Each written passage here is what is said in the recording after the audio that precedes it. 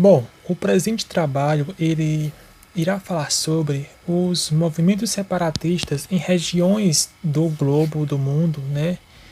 E também irá falar sobre algumas regiões redes, assim como outros movimentos, como no caso dos refugiados e dos povos que buscam a autonomia. Então, para adentrarmos nessa questão do separatismo, temos que entender, né, o que eles buscam.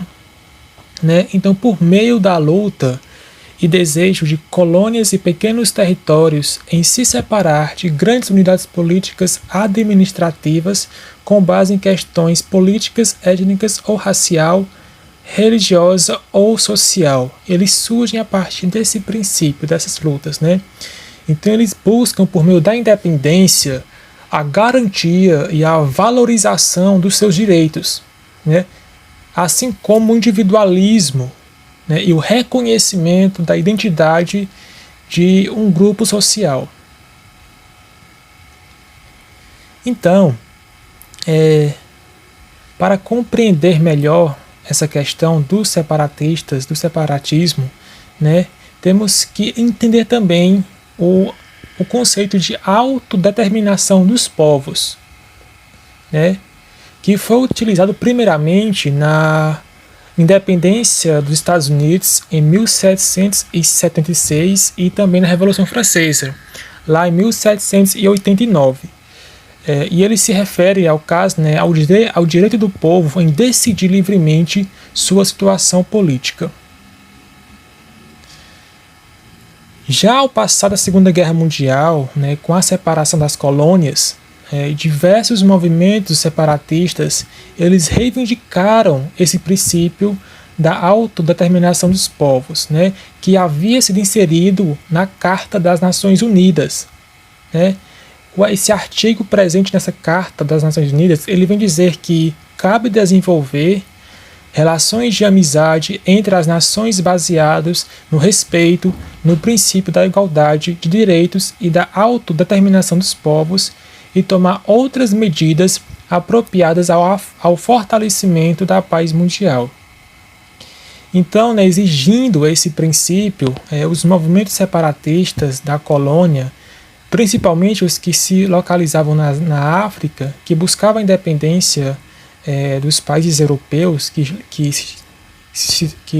estavam por lá, eles tiveram suas lutas ignoradas pela ONU. Né? Isso porque a ONU estava atendendo aos interesses dos Estados europeus, né, que exerciam grande influência nas Nações Unidas. Sobretudo o Reino Unido e a França, que não queriam ceder os seus territórios colonizados. Porém, a ONU ela foi muito importante nesse processo de descolonização, justamente com a criação do Comitê Especial de Descolonização em 1961, que auxiliava os territórios regidos por outros países a conquistar sua independência. Né? Então a ONU ela foi muito importante para a independência das colônias africanas, né, ao legitimar as lutas separatistas e pressionar esses estados europeus. Com isso, nós podemos perceber que esse processo de formação de muitos países, ele envolveu os separatismos em suas diversas formas, né, como no caso da descolonização das potências imperialistas no século XIX e XX, nos diversos continentes, nas Américas, na África, na Ásia e na Oceania. E como exemplo disso, nós podemos apontar até mesmo o Brasil, né, que teve sua emancipação de Portugal em 1882. Então, já mais recentemente, entre os países que passaram por esse processo de separação, eu trouxe alguns exemplos, no caso, né, da Finlândia, que teve a independência da União Soviética em 1918, da Eslovênia, que surgiu com o fim da antiga Iugoslávia em 1990, a separação da Eslováquia e da República Tcheca, que formavam a Tchecoslováquia em 1993, assim como a emancipação de Montenegro da Sérvia em 2006 e do Sudão do Sul, do Sudão, em 2011. Então, né, ainda a respeito desse princípio de autodeterminação dos povos, presente na Carta da ONU, né, ele vai contra as constituições federais da maioria dos países membros das Nações Unidas. Isso porque os países aceitam respeitar a autodeterminação dos povos, contanto que não haja separatismo dentro do seu território. Então, é uma forma de... Eles aceitam esse princípio, porém eles não colocam em prática em seus territórios, né?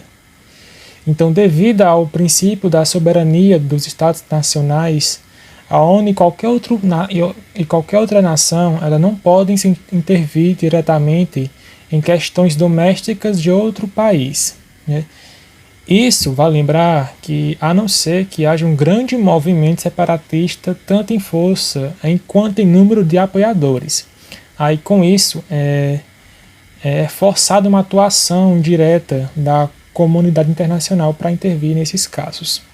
Mas é bem difícil chegar a um movimento ter esse potencial, né?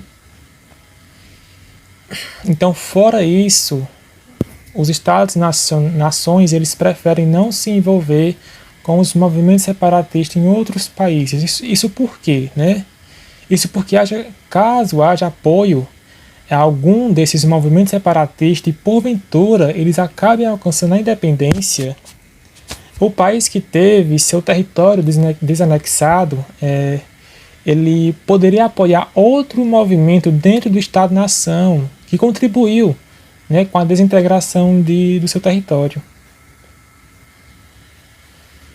Então esse jogo, né, e trazendo para o contexto da globalização e de suas redes técnicas, né, o não incentivo aos movimentos separatistas seria uma forma de evitar seu alastramento em todo o mundo, né? Isso porque esses movimentos eles ganham força e inspiração com a conquista dos seus semelhantes, né? Com a vitória de outros movimentos, né? Já que eu entrei nessa questão da globalização, né, aqui entra também uma parte muito importante do nosso trabalho, que são as regiões redes, né? Essa facilidade, né, de passar de uma escala local e cotidiana para uma escala global, ela promovida pela modernização tecnológica, sobretudo da mobilidade, ela gerou novos contextos no quadro geográfico, né? Então ela facilitou as comunicações, né, entre uma área e outra, um território e outro, né? Ela permitiu a manutenção de raízes culturais distintas, né? Fruto principalmente da migração, dessa intensificação das migrações, né? Nesse caso, onde muitos grupos eles levam consigo, por meio desse movimento, a identidade regional, né, que eles estavam habitando, assim como os traços do regionalismo político de sua região. Então, desta maneira, a rede regional ela está atrelada ao domínio dos fluxos, da mobilidade e na difusão de uma identidade regional e de uma prática política restritiva a este grupo regionalmente identificado, né? Então essa rede-região ela está muito conectada a esses fluxos migratórios, né? E o que eles levam, né? Eles podem estar distante territorialmente de suas áreas originais, porém aonde eles estão, eles trazem a sua cultura, trazem traços políticos de seu antigo território, né? Então, em vista a tudo isso, nós iremos começar a falar sobre as regiões, redes, assim como movimentos separatistas E como eu citei inicialmente, sobre outros movimentos que ocorrem nas várias regiões do planeta. No caso, também iremos adentrar sobre os refugiados e esses povos que buscam a autonomia. Então, vamos lá. Os gaúchos, né? Os gaúchos, que é uma expressão atribuída aos sulistas pelos nordestinos. Mas o que ocasionou nessa essa migração dos gaúchos para o interior do Brasil? Então, a concentração de terras e a dívida excessiva dos minifúndios no Rio Grande do Sul foram esses agentes causadores dessa diáspora gaúcha para o interior do Brasil. Isso, né, no início do século passado. Como nós podemos ver no mapa aí, essa diáspora, eles primeiramente entre as décadas de 30 e 40 migraram para Santa Catarina e para o Paraná. Já entre as décadas de 50 e 80, eles foram mais a fundo, migraram para os estados da região centro-oeste e norte do Brasil. E chegado em 1980, eles entraram no oeste baiano. O bioma cerrado ele diz muito respeito sobre essa migração desses sulistas, né? Por ser considerada uma área não agricultáveis pelos nativos do cerrado, eles vendiam as terras por um preço muito barato. Então isso facilitou a compra dessas terras pelos gaúchos. E outro fator também muito importante, determinante para a ocupação dessas áreas de respeito aos investimentos em biotecnologia pelo Estado, no Cerrado, né? O cultivo da soja ele foi adaptado aos solos ácidos do Cerrado. Isso fez com que os gaúchos eles buscassem mais terras para comprar e para arrendar. Então, né, atrelada a essa busca por terras, a implementação de tecnologias na região Nordeste, ela possibilitou o alcance dos sulistas aos cerrados do oeste baiano, né?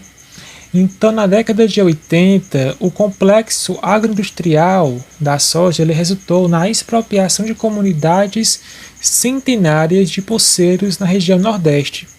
Então, assim como os gaúchos eles foram expropriados de sua região por conta dessa concentração de terras, eles agora expropriaram, né, por meio desse complexo agroindustrial os nordestinos nessas comunidades poceiras do oeste baiano. Então, nessas localidades, a mão de obra que era exigida pelo cultivo da soja, que já é pouca, né, ela era preenchida por trabalhadores trazidos do sul pelos gaúchos capitalistas, né, pelos gaúchos que eram proprietários desses complexos, dessas propriedades, né. Então, foi difundido com isso a ideia de que os baianos eles eram preguiçosos, mas é mentira, eles nem tinham a oportunidade de trabalhar nas áreas em que eles foram expropriados, né? Então, por isso essa falácia de que os nordestinos, né, que os baianos são preguiçosos, mas não, essa apropriação dos gaúchos nessas regiões do oeste baiano, ela fez com que esses moradores eles foram expropriados dessas áreas. Então, esses gaúchos eles foram os principais agentes da modernização agroindustrial. Eles, e ao mesmo tempo que eles estavam atrelados a esses circuitos econômicos funcionais do capitalismo globalizado, né? A grande maioria dos gaúchos faziam questão de manter fortes laços de identidade cultural territorial, mesmo estando muito distante de sua região de origem.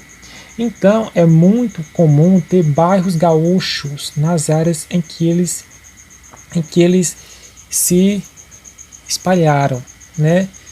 Como por exemplo bairros gaúchos lá em Barreiras, na Bahia, ou até mesmo no Maranhão, de ter municípios gaúchos, como Mimoso, também na Bahia, e até no Amazonas, e até mesmo igrejas gaúchas, como é o caso da Igreja de Confissão Luterana. Então essa ocupação gaúcha nessas regiões, nesses territórios, ela gerou uma segregação socioespacial que aliava a desigualdade econômica, né, e a forte identidade cultural. Então ali haviam conflitos entre os sulistas e os nordestinos, né, que eram agravados justamente por conta dos sulistas eles terem o monopólio dos financiamentos bancários. Então, em muitos bancos de sulistas, não havia clientes nordestinos. A grande maioria era de gaúchos, né? E um exemplo desse movimento gaúcho, né, que ele vai muito além do território interno, do território brasileiro, né? Isso está exemplificado no movimento tradicionalista gaúcho, o MTG, que até o final do século passado ele mobilizou 2 milhões de pessoas no Brasil e no exterior, né? Então ele tinha seguidores no Paraguai, na Bolívia, nos Estados Unidos, no Japão, na Inglaterra, né? Então esse movimento ele é tido como sustentador da manutenção dessa rede regional gaúcha no interior e também fora do Brasil.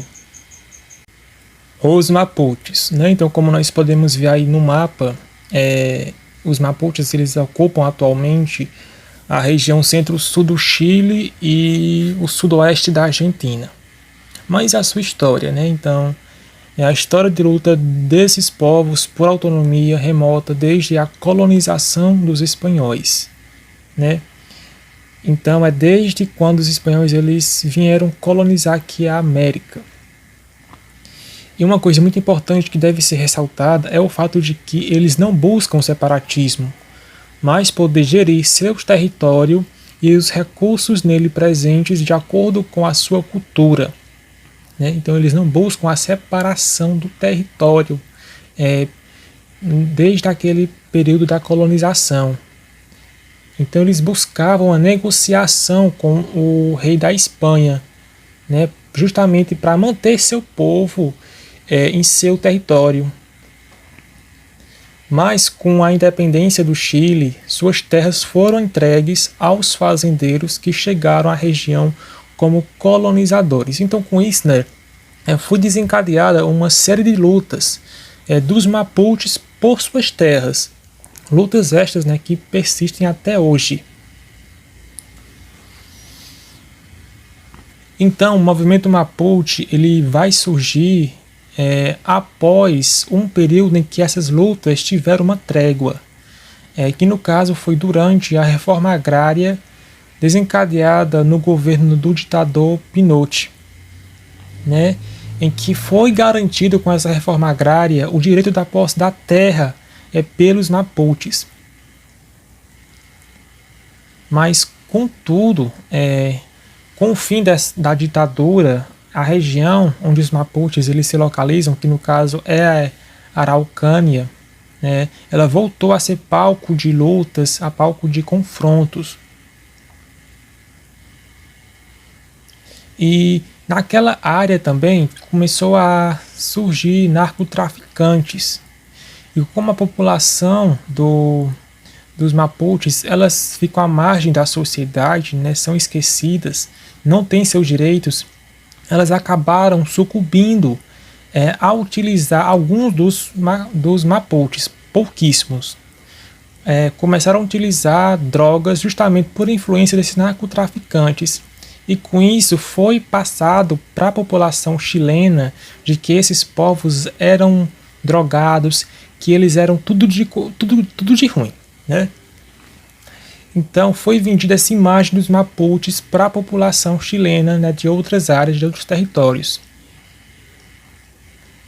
Então, 55% dos chilenos eles enxergavam esses povos, os Mapuches, como sendo terroristas. E outros, 75%, eles achavam que os fiscais e os juízes do estado eles deveriam ser mais rígidos com os Mapuches, né? Justamente por conta dessa imagem que foi passada a eles desses povos.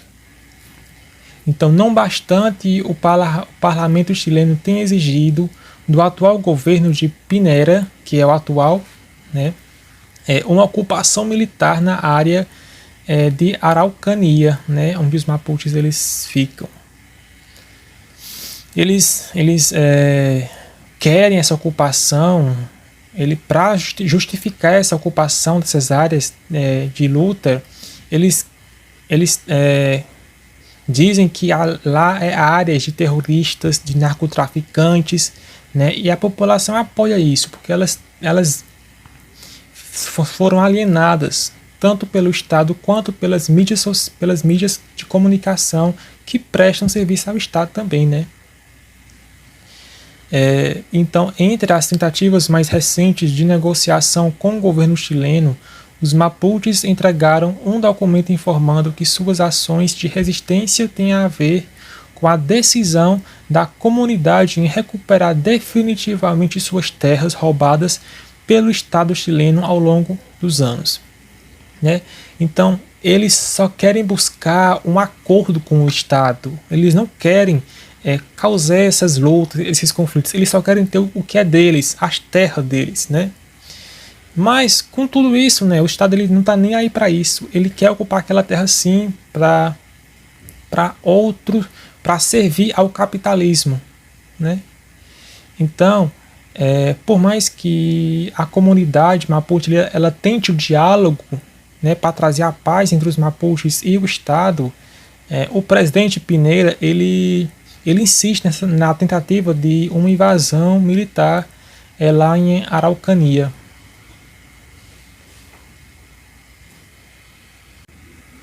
Migrantes e refugiados venezuelanos, né? Então vou adentrar agora nessa questão da Venezuela. A crise humanitária ocasionada pelo atual cenário político na Venezuela aflorou a insatisfação da população diante a gestão do presidente Nicolás Maduro, resultando na migração de milhares de venezuelanos para outros países na busca de uma melhor qualidade de vida, né? Então, com a ascensão de Nicolás Maduro no poder, lá no começo da década passada, o governo dele gerou uma crise econômica brusca lá na Venezuela, né? A inflação lá chegou a números absurdos, né? Então, tudo era muito caro, né? E até mesmo não tinha condição de saúde para a população, nem condição de educação, os preços estavam nas alturas. Então o único modo, né, dos venezuelanos encontraram para fugir daquela realidade e buscar uma melhor qualidade de vida foi migrar para outros países, para outras regiões, né?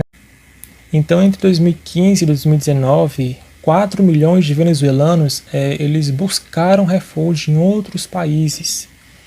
E o país que mais recebeu esses venezuelanos foi a Colômbia, né, que acolheu 1.300.000 venezuelanos até 2019.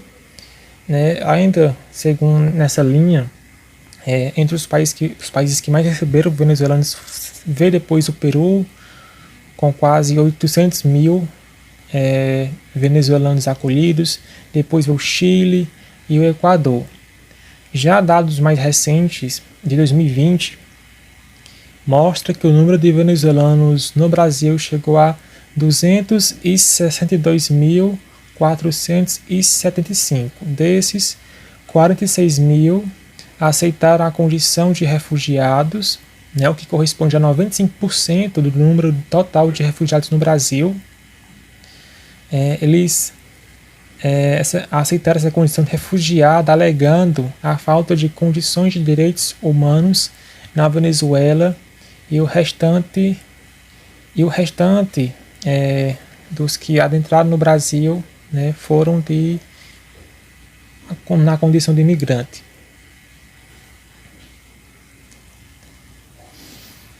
Então, os venezuelanos eles adentraram o Brasil pelo estado de Roraima, principalmente pela cidade de Paracaíma, que faz fronteira com a Venezuela, né? E o despreparo para acolher esse contingente populacional assentado no estado roraimense sobrecarregou os serviços públicos prestados na localidade, né? Então, quando esses venezuelanos eles entravam no território nacional, faltava abrigos para acolher eles, né? Eles se encontravam marginalizados nas praças dessas cidades da Roraima. E na busca para conseguir arranjar dinheiro, muitos deles lotavam os semáforos das ruas, né, pedindo esmola, ou então vendendo alimentos. Alguns ainda se prostituíam para conseguir dinheiro, e praticavam roubos também. E diante desse quadro, né, e também temendo que esses venezuelanos eles tomassem empregos locais, né, ou então serviços locais para eles, né, foi instalada uma xenofobia contra os venezuelanos por parte dos brasileiros, né, e isso gerou muita violência também, né, e esses brasileiros eles colocavam pressão em cima desses migrantes, né, para eles retornarem para a Venezuela. Em resposta à migração venezuelana, o governo brasileiro adotou o fornecimento de acomodação e assistência humanitária básica nos abrigos para migrantes em Roraima, a realocação de imigrantes em outros estados do país, que é a interiorização, a integração de imigrantes na sociedade brasileira e no mercado de trabalho, e apoio aos migrantes dispostos a voltar para a Venezuela voluntariamente. Mas sabemos que nessas medidas elas não contemplam todos os venezuelanos, né? Que muitos encontram ainda em vulnerabilidade social. E para fechar essa parte, uma coisa que me chamou a atenção, notícias mais recentes, vim dizer que 96% dos venezuelanos que moram ainda na Venezuela, eles são considerados pobres. E a grande parte que mora lá, eles sonham em sair do país, né? Eles vivem uma extrema pobreza gigantesca. E muitos querem sair da Venezuela. Sonham com isso, né?